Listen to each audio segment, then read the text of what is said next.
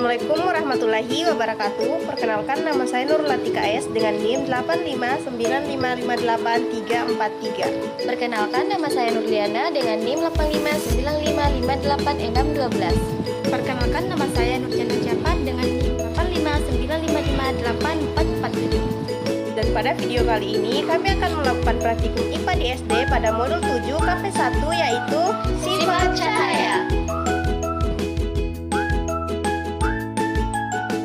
Langkah percobaan. Yang pertama, percobaan pemantulan cahaya pada cermin datar. Susunlah lampu senter dan celah cahaya di depan cermin datar. Kemudian nyalakan lampu senter dan amati dengan baik jalannya berkas cahaya pada saat sebelum dan sesudah mengenai cermin datar. Gambarkanlah jalannya berkas sinar sehingga tampak sudut datang dan sudut pantulnya. Ukur besar sudut datang dan besar sudut pantul menggunakan busur derajat. Hasil menunjukkan besar sudut yang dihasilkan adalah 30 derajat.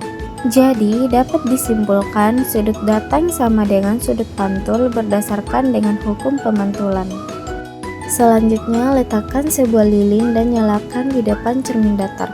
Kemudian amati bayangannya. Catatlah sifat-sifat bayangan yang dibentuk oleh cermin datar tersebut. Hasil bayangan cermin datar bersifat maya, tegak, dan sama besar bendanya. Percobaan kedua yaitu pemantulan cahaya pada cermin cembung. Langkah percobaan yang pertama, susunlah alat seperti pada video, kemudian nyalakan lilin dan amati dengan baik jalannya berkas cahaya pada saat sebelum dan sesudah mengenai cermin cembung. Lalu gambarkanlah jalannya berkas sinar dan catatlah bagaimana sifat-sifat bayangan yang dibentuk oleh cermin cembung tersebut.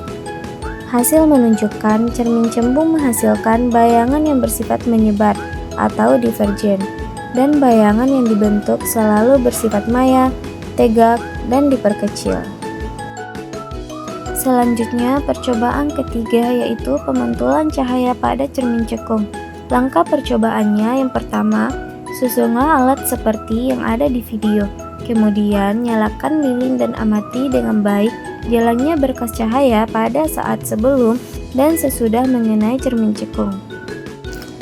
Lalu, gambarkanlah jalan berkas sinar dan catatlah bagaimana sifat-sifat bayangan yang dibentuk oleh cermin cekung tersebut. Aturlah jarak benda atau letak layar agar pada layar berbentuk bayangan yang jelas dan tajam.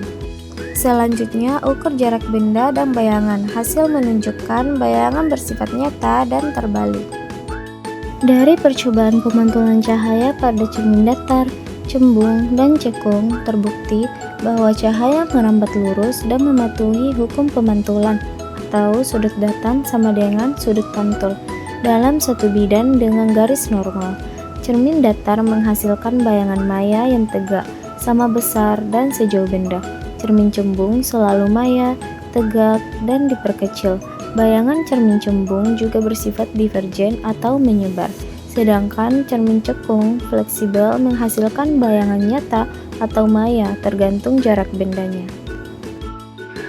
Cukup sekian video dari kami. Assalamualaikum warahmatullahi wabarakatuh.